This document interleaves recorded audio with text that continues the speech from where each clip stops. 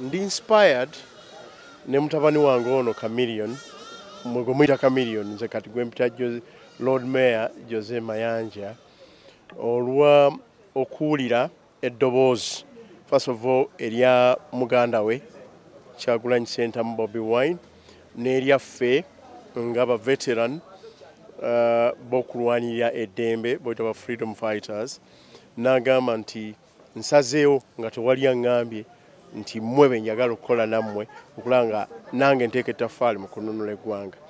Ekyokubiri ekyansanyusa bwe yavaayo n'agamba naye nange nandyagadde ekibuga Kampala mbe omu ku bakulembedde okukinunula. Twambuuza ebibuuzo bingi n'agamba nze njagala kujjawo settlement eriwo ey'okubeera nti ekibuga ebizibu byakyo tubimanyi naye solutions tewakola ki tewali. Twambuuza kikyotegeeza n'ekyo n'agamba bwe ndaba settlement wakati oluusi wa Lord Mayor ne council enyiga mu mutima gwange kubanga wokka twandibadde tuggyewo ebintu bingi nga bannakibuga mu Kampala naffe nga bali mu creative industry. N'agamba bwe ndaba settlement wakati wa council ne technical side ekulirwa executive director enyiga kubanga ndowooza nti kyandibadde kyangu okuteesa nabo. Bwe ndaba settlement wakati wa local government kubanga ye yagamba nti eno yeringa LC5 ate nga kyekituufu ye LC5.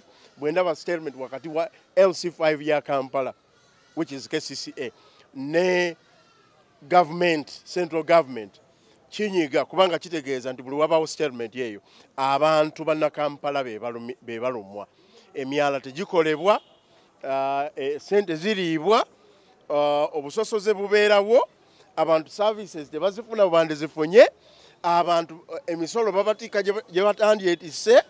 Ebyo byonna yabyogerako fe abaali ku pano nze Dr. Bayiga, Dr. Abed Wanika, Mwami Honorable Mabike, Gerard Kobwemi, Mwami Mutema, about a year and a half ago, twali very impressed n'ensonga z'omuvubuka ze yagamba. Ne twambuuza nti gwe mu bwa Chameleon bwo mu kiseera mu bwa Chameleon bwo ogenda kusobola otya okukwata olina pulaani ki okusobola okwanganga empologoma z'oyinza okubanga z'ogenda okusanga mu bwameeya. Yagamba nti bali bayinza okubanga mpologoma naye nze ndi tiger. Bali bayinza okubanga mpologoma naye nze ndi ki ndi tiger. Twalaba obumalirivu. Ne tumugamba nti ojja kudda mu interview eno naffe bw'oba okkiriza bye tugamba nti bye bino.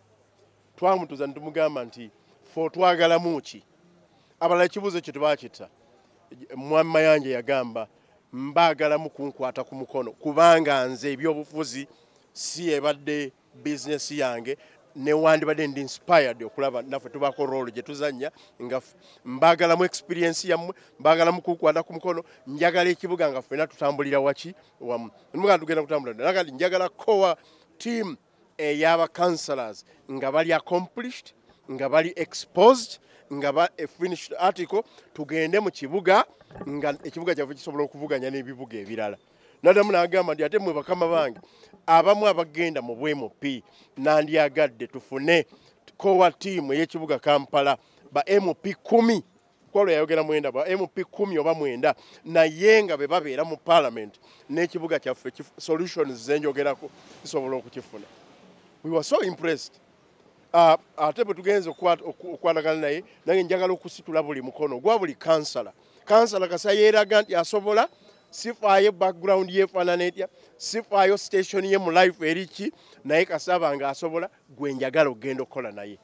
For us ekyo kyali kimala manga kyali kiregeeza bwe twamugandika kati gwe bw'onoobeera meya naga nti mukimanyi ti gavumenti ya meya ya Lord Mayor ye gavumenti ey'okubiri mu Uganda. Namugandi ddamu otuwulire mukimanyi nti ye gavumenti ey'okubiri mu Uganda.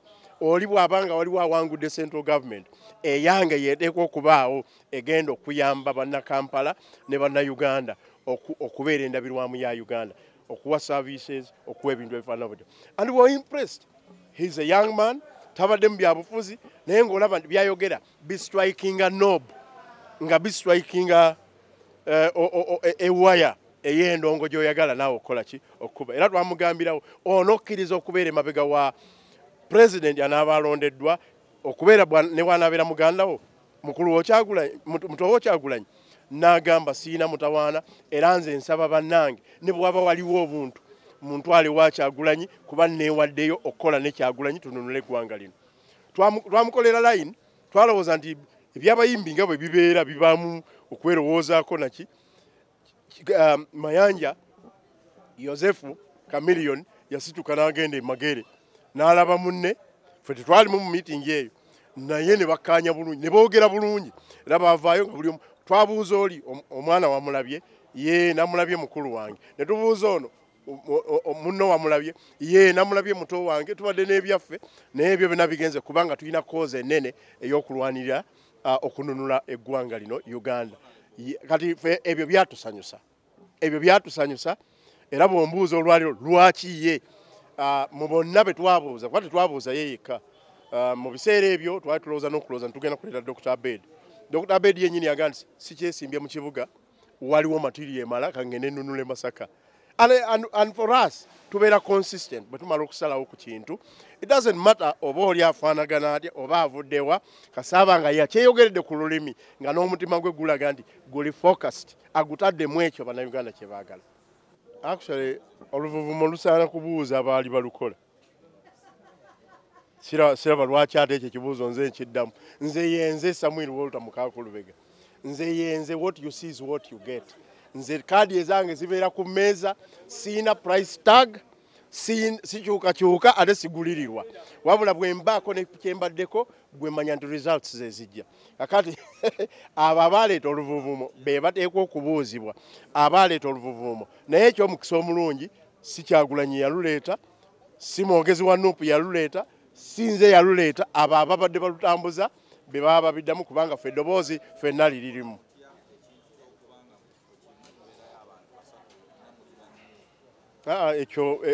Ekyo it's a normal process n'olwaliro owulira tiyagaasa avuga kuba bo be batu be bavuganya abeeyo.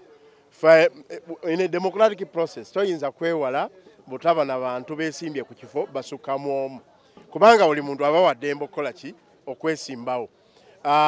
Okujjako nga mwagala tugamba nti bwe tulaba kati nga ku bwa Lord Mayor bwe tulabayo omulala tukwate emundu tumukube aveewo ensi eryoka etegeere nti Jose Mayanja gwe muyita Chameleon ye yekka yeesimbyewo. Bwe kibeera ku bwa MP ng'obwange ngamba ndi nkuba anti tuli 39 sofa nkuba 38 gamala okufa ndyoke kukakase nti awo nze kanze ndiwo. So the idea the democratic values ze tulwanirira and freedoms and fundamental rights n'ekitiibwa ky'obwobuntu n'okubeera nti buli muntu nannyini ggwanga lino so si kubeera second class citizens ebyo values ezo zetulwanirira tuteekwa n'okuziraga nga tuuse mu kuvuganya ne bwe kiba kyetaagisa yes tuli mbununuzi yes twetaaga ba commanders naye let every commander qualify himself okusinziira ku credentials ze. Leka buli muntu aveeyo agambe nti wano nze nsaana okuba naye ng'atulazeeko waka gwakola ki gwalina n'obusobozi bwakola ki bwalina. Tobeera abo abantu beerubaga South tebalina doubt mwani agenda okubeera MP waabwe because bo bamanyi ebbona lya MP bwe lifaanagana. They want a leader mu parliament. Baagala eddoboozi lyabwe mu parliament ne mu ggwanga. Baagala okulaba nti omukulembeze waabwe ali respectable nga ne byayogera biraga nti alina obwongo. Tabutika butisi matama mu parliament. Tagaziya kikojogoti mu parliament. Ate nga ne bwe kiba kyetaagisa kuyiwawo omubiri agukola ki aguyiwawo. Ekyo kye baagala mu member wa parliament wali. Kye baagala mu president waabwe agenda okubawo 10. Kye baagala mu mayor waabwe. Kye baagala mu councillors. And I think buli muntu anavaayo ng'ebyo abirina era nga yeewaddeyo okulaba ng'abawa gavumenti etaabagunde ntegeeza a government on their side whether local government oba central government. Yes abantu bajja kumuwa obuvunaanyizibwa obwo. Sisobola kwogerera Nuupu yonna namba naye mbuuza olina confidence nti Jose Mayanja yasaanidde ekyo? My answer a straight one ye kubanga na interviewing abantu bonna abajja nga negweyogeddeko mwali ne gwe naleeta mu kisanja kino naye mwali nze bwe namuleeta mu kisanja kino nali mmanyi ajja deserving ekiddako ng'akoze byenkola ki byensuubira.